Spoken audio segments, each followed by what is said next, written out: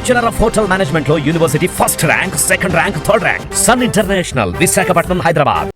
నమస్తే, తెలుగు న్యూస్కి స్వాగతం. నేను గోపికృష్ణ. అప్సాన్ రాయేష్ గారు ప్రముఖ రాజకీయ విశ్లేషకులు మనతో ఉన్నారు. రాయేష్ గారు నమస్కారం. పోలవరం మొట్టమొదటిసారి వైఎస్ఆర్సీపీ అధికారంలోకి వచ్చిన తర్వాత 2019లో 100 కోట్లు దాటి ప్రభుత్వం చేపట్టిన ఏ ప్రాజెక్ట్నైనా రివర్స్ టెండరింగ్కి వెళ్తాం, అవసరమైతే సిట్టింగ్ జడ్జితో ఒక కమిటీని వేసి విచారణ చేపట్టి దాంట్లో ఏం జరిగిందో వెలికి తీస్తాం అనేటువంటి మాట చెప్పారు.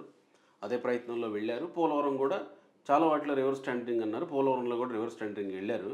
దాదాపు 800 కోట్లకు పైగా పోలవరం రివర్స్ టెండరింగ్కి వెళ్ళడం వల్ల ప్రభుత్వానికి మిగిలింది అనేది అప్పుడు మంత్రి అనిల్ చెప్పినటువంటిది. కానీ ఇప్పుడేంటి అసలు పోలవరం రివర్స్ టెండరింగే చల్లదనని అధికారులు చెప్తా ఉన్నారు. ఎట్లా చూడాలి దీన్ని? అంటే జగన్మోహన్ రెడ్డి గారి ప్రభుత్వం మేము ప్రజాస్వామ్యబద్ధంగా ప్రజల చేత ప్రజలను పరిపాలించడం కోసం ఎంపిక కాబడ్డ ప్రభుత్వం అనేది మర్చిపోయారు. మేమేదో శత్రు రాజ్యం మీద దండెత్తి ఆ శత్రు రాజ్యాన్ని, ఆ రాజుల్ని ఓడించి మేము యుద్ధంలో గెలుచుకున్న రాజ్యంగా భావిస్తూ వచ్చారు. రాజ్యం వీరభోజ్యం, ఇది మా ఇష్టానుసారం మేము ఏ నిర్ణయం తీసుకున్నా చెల్లుబాటు అవుద్ది అన్నట్టుగా వ్యవహరించారు తప్ప ప్రభుత్వం అనేది రాజ్యాంగబద్ధంగా బిజినెస్ రూల్స్కి కట్టుబడి రూల్ ఆఫ్ లాకి బైండ్ అయ్యి పనిచేయాల్సిన అంటే విధులు వాళ్ళ అనేది మర్చిపోయారు. ఇవాళ రాష్ట్రానికి, రాష్ట్ర ఇరిగేషన్ రంగానికి ఒక లైఫ్ లైన్ పోలవరం ప్రాజెక్ట్ అనేది. ఎందుకంటే కృష్ణానదిలో నీటి లభ్యత క్రమక్రమంగా తగ్గిపోతూ ఉంది.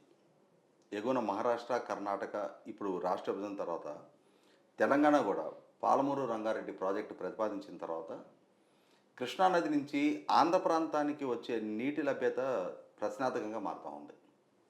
పైగా వాతావరణ పరిస్థితులు ఒక సంవత్సరం అనుకూలంగా ఉంటే ఒక సంవత్సరం ప్రతికూలంగా ఉంటున్నాయి. ఇటువంటి పరిస్థితుల్లో దాదాపుగా సగం కన్నా ఎక్కువ రాష్ట్రం కృష్ణానది మీదే ఆధారపడి ఉంది ఇవాళ.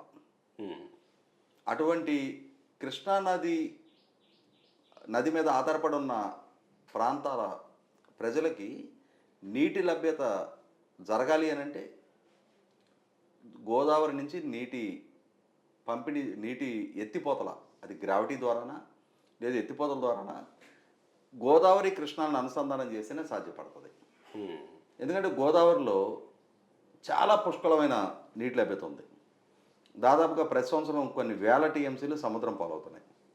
ఇటువంటి పరిస్థితిలో గోదావరిలో మిగులు జలాలు ఉన్నాయి, కృష్ణానది పరివాహక ప్రాంతంలో నీటి కొరత ఉంది. ఈ రెండు నదుల్ని అనుసంధానం చేయాలి అని అంటే పోలవరం ప్రాజెక్ట్ అనేది చాలా కీలక భూమికి పోషిస్తుంది.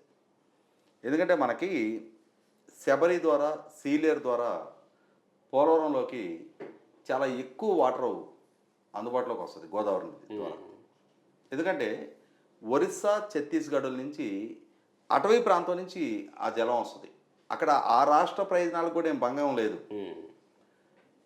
ఇటువంటి పరిస్థితిలో ఇది ఆంధ్రప్రదేశ్ రాష్ట్రానికి ప్రకృతి ప్రసాదించిన ఒక వరం. దీన్ని సద్వినియోగపరచుకోవాలి అని అంటే రాష్ట్ర విభజన సందర్భంగా పోలవరం ప్రాజెక్టుని జాతీయ ప్రాజెక్టుగా ప్రకటించారు. నిధుల లభ్యత కేంద్ర ప్రభుత్వం నుంచి జరుగుతూ ఉంది. వాళ్ళే ఫండ్స్ ప్రొవైడ్ చేస్తూ ఉన్నారు. చాలా వేగంగా నిర్మాణం చేసుకొని రాష్ట్రానికి, రాష్ట్ర ప్రజలకి దానికి సంబంధించిన ఫలాలు అందించుకోవడానికి ఆస్కారం ఉంది. ఇటువంటి పరిస్థితుల్లో 2014 నుంచి 19 దాకా పదవి బాధ్యతలు చేపట్టిన చంద్రబాబు నాయుడు గారి ప్రభుత్వం తానే నిర్మాణ బాధ్యతలు చేపట్టి కేంద్ర ప్రభుత్వ మార్గదర్శకాలతోటి పోలవరం ప్రాజెక్టు అథారిటీ పర్యవేక్షణలో చాలా వేగంగా పనులు కొనసాగించారు. ఆ నిర్మాణ బాధ్యతలు కూడా కేంద్ర జలశక్తి శాఖ మంత్రి నితిన్ గడ్కరీ ద్వారా నియామకం చేపట్టబడ్డ నవేగా కంపెనీ ద్వారా నిర్మాణ పర్యవేక్షణ జరుగుతూ ఉంది. ఇటువంటి పరిస్థితిలో జగన్మోహన్ రెడ్డి గారు నాయకత్వంలో 2019 అధికారంలోకి వచ్చిన పార్టీ ప్రభుత్వం కొంచెం బాధ్యతాయుతంగా రాష్ట్ర ప్రయోజనాల పరిరక్షణ ధ్యేయంగా పార్టీ ప్రభుత్వాలు పనిచేయాలి.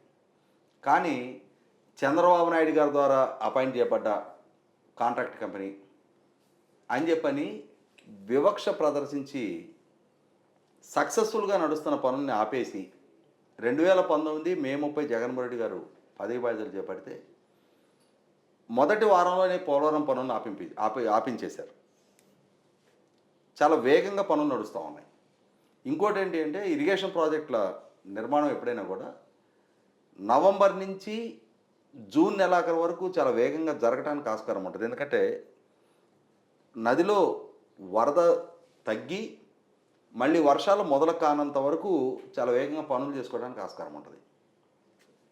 జూలై 1 నుంచి నవంబర్ దాకా ఏ పనులు చేయడానికి, నవంబర్ ఆఖరి దాకా ఏ పనులు చేయడానికి ఆస్కారం ఉండదు. అప్పుడంతా తుఫాన్లు అంటే మే 35 జగన్మోహన్ రెడ్డి గారు పదవి బాధ్యతలు చేపట్టారు. జూన్ నెల ఒక గోల్డెన్ పీరియడ్. అప్పటికి మళ్ళీ వరద రావడానికి ముందు పెండింగ్ ఉన్న పనుల్ని పూర్తి చేసుకోవడానికి అవకాశంగా ఉన్న టైం అది. ఆ టైంలో పనులు ఆపేశారు ఆయన. ఆ పనులు ఆపేసిన పర్యవసానం అక్కడ కాపర్ డ్యాము గ్యాప్స్ ఉన్నాయి. ఆ గ్యాప్స్ ఫిల్ చేయకుండా వదిలేయాల్సి వచ్చింది. ఆ వదిలేసిన ఇంపాక్టు సడన్గా జూలై నెలలో విపరీతమైన వరద వచ్చింది. జూలై 21 తారీఖు ఆ వరద దెబ్బకి కాపర్ డ్యామ్ 1 and 2 మధ్యలో వరద చేరి ఆ సుడులకి డయాఫ్రమ్ వాల్ దెబ్బతింది. ఇది ప్రాజెక్టు నిర్మాణానికి ఏర్పడ్డ ప్రతిబంధకాలు ప్రకృతి పరంగా. కానీ ప్రభుత్వం సృష్టించిన ప్రతిబంధకం ఇక్కడ చాలా కీలకం. అది ప్రభుత్వం ఉద్దేశపూర్వకంగా సక్సెస్ఫుల్గా పనులు చేస్తున్న నవైగా కంపెనీని తప్పించాలనే ఒక దురుద్దేశంతో. ఎందుకంటే అక్కడ నవైగా యాజమాన్యం చంద్రబాబు నాయుడు గారి సామాజిక వర్గానికి సంబంధించిన వాళ్ళు.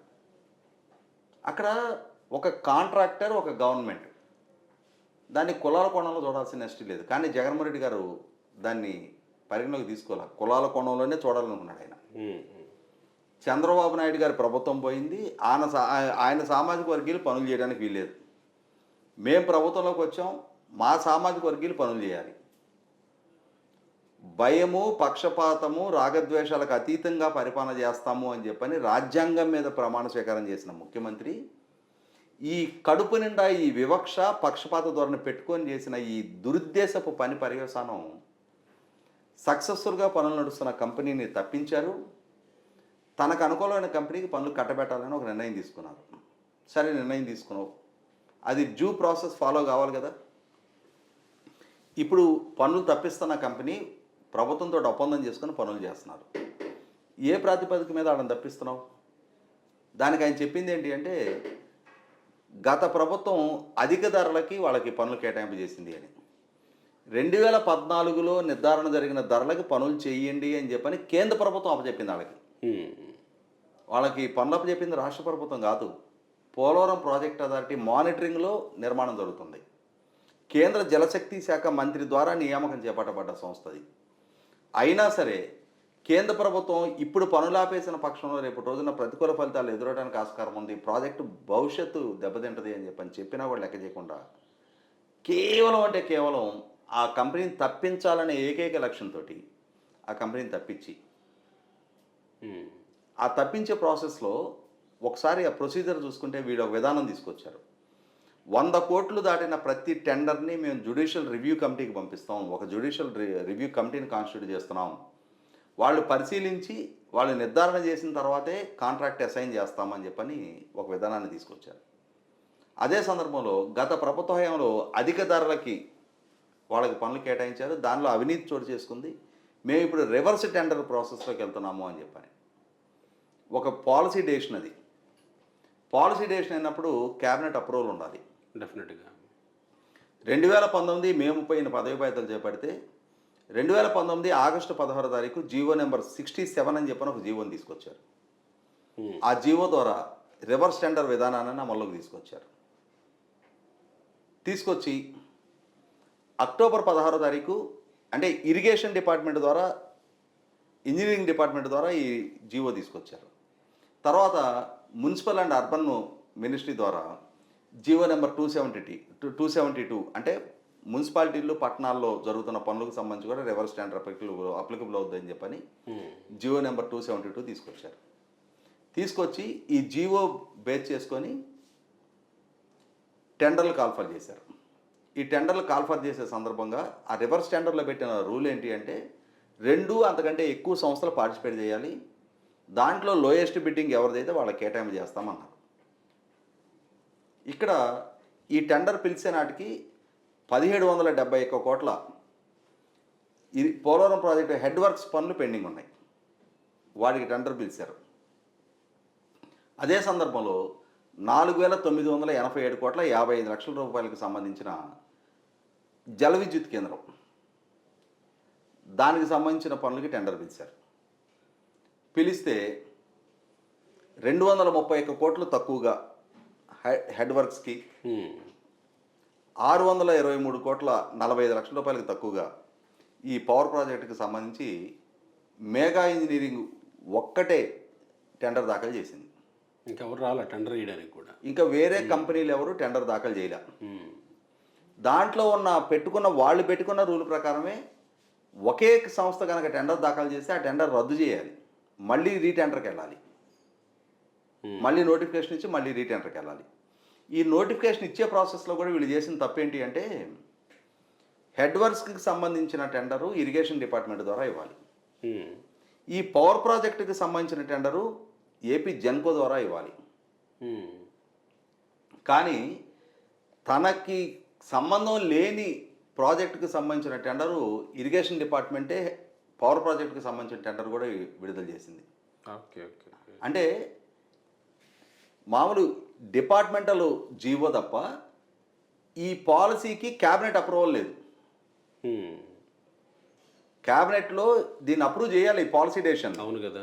అసలు క్యాబినెట్లో బిల్లు పెట్టలా, దాన్ని ఆమోదించకుండా జస్ట్ ఒక అడ్మినిస్ట్రేటివ్ ఆర్డర్ ద్వారా జీవో ద్వారా రాష్ట్రానికి తలమానికంగా నిర్మాణం జరుగుతున్న ఒక ప్రాజెక్టు భవిష్యత్తుని తలకిందులు చేసేశారు.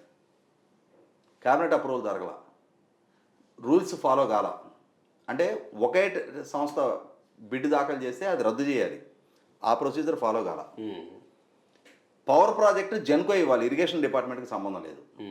కానీ పవర్ ప్రాజెక్టు టెండర్ కూడా ఇరిగేషన్ డిపార్ట్మెంట్ పిలిచింది. అదొక తప్పు.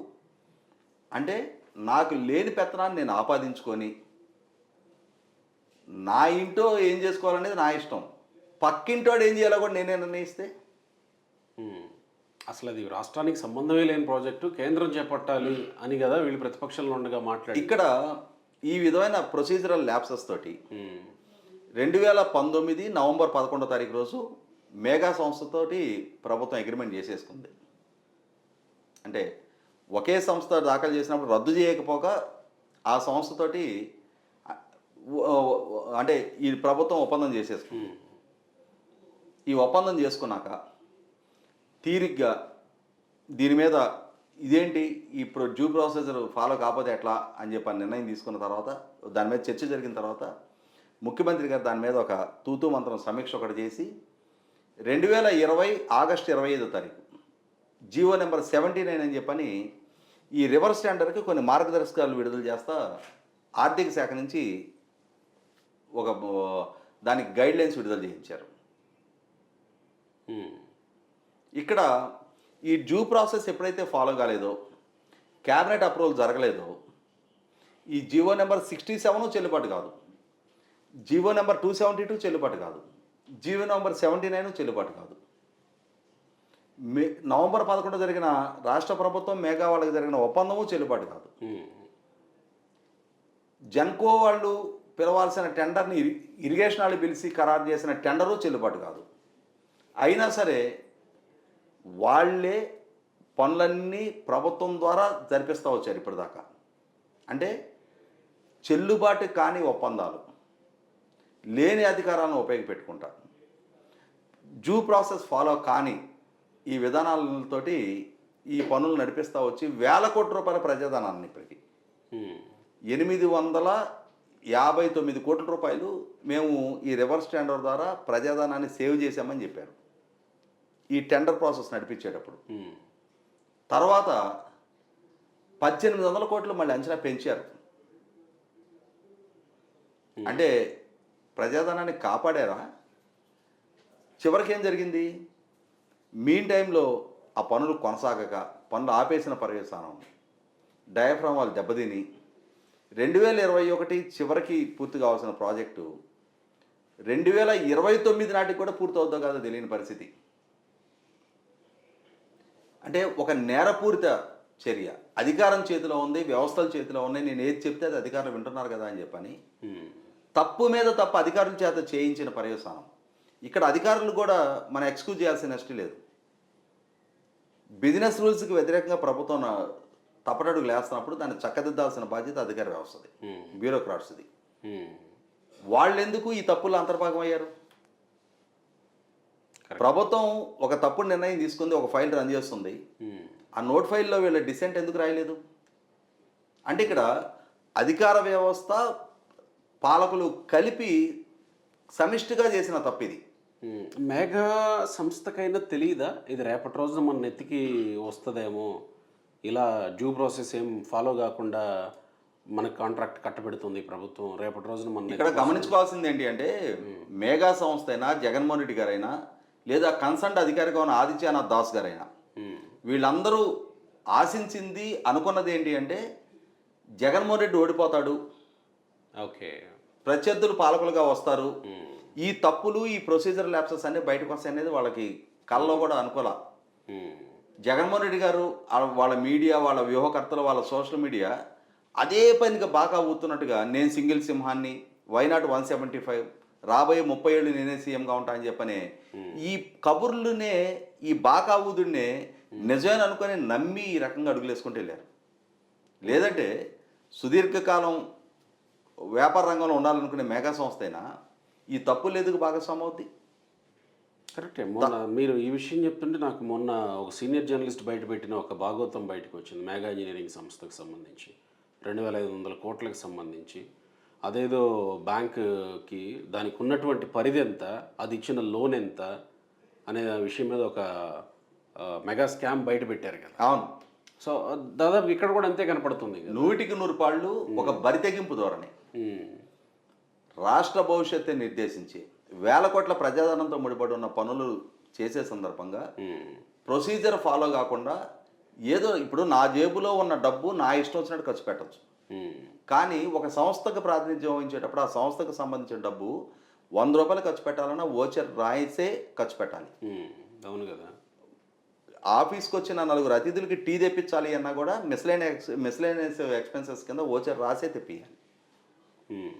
అట్లాంటిది ఒక ప్రభుత్వానికి సంబంధించిన వేల కోట్ల రూపాయలతో నిర్మాణం జరిగే ఒక ప్రాజెక్టు భవిష్యత్తుని నా బుర్రకి ఎద్దొస్తే దాన్ని నేను అమలుపరుస్తానని చెప్పనే ఒక ఆ వెర్రి తల్లేసి ఆలోచనతో ఉన్న పాలకుడుగా ఉంటే, అతను పాలకుడుగా వస్తే అతను తన పుర్రకి ఎద్దొస్తే దాన్ని అమలుపరిచి ఉండొచ్చు, కానీ తానా అంటే తంతాను అనుకుంటూ వచ్చిన ఈ అధికార వ్యవస్థ మరి ఇప్పుడు చర్యలు ఉంటాయా? ఖచ్చితంగా చర్యలు తీసుకొని తీరాలి. మొత్తం ప్రొసీజరు ఇల్లీగల్. దీని మీద కఠినమైన చర్యలకు తీసుకోవాలి. ఎందుకంటే ఇవాళ వేల కోట్ల రూపాయల ప్రజాధనం, ఇవాళ ప్రైస్ ఎస్కలేషన్, ఈ ప్రాజెక్టు ఈ లేట్ అవుతున్నందువల్ల వేల కోట్ల ప్రజాధనం మళ్ళీ అంచనాలు పెరిగినాయి. డయాఫ్రామ్ వాళ్ళు మళ్ళీ తిరిగి కట్టాలంటే 990 కోట్ల రూపాయలు అవుతుందంటే వాళ్ళు.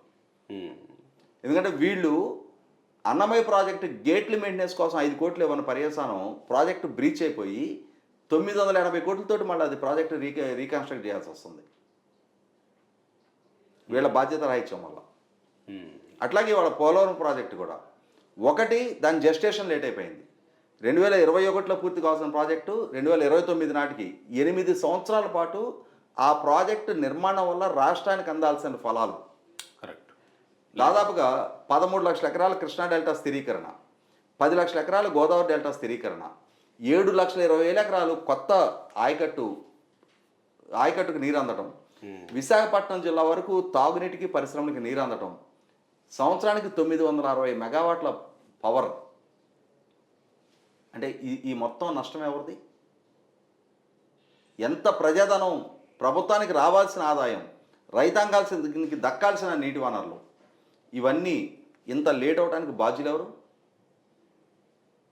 రివర్స్ టెండర్ అని చెప్పిన అవివేకపు, అనాలోచిత, అవగాహన రాహిత్యపు, మూర్ఖపు నిర్ణయ పర్యవసానం వాళ్ళ రాష్ట్రం భారీ మూల్యం చెల్లించుకుంటుంది. ఒకవేళ అదే కాంట్రాక్ట్ సంస్థతో కొనసాగించి ఉంటే రివర్స్ టెండరింగ్కి వెళ్లకుండా ఇప్పటికి పూర్తయిపోయి ఉండేదేమో. 2021 నాటికే ప్రాజెక్టు పూర్తయిపోయి వాళ్ళ రాష్ట్రం సుభిక్షంగా ఉండి ఉండేది. Right sir, thank you.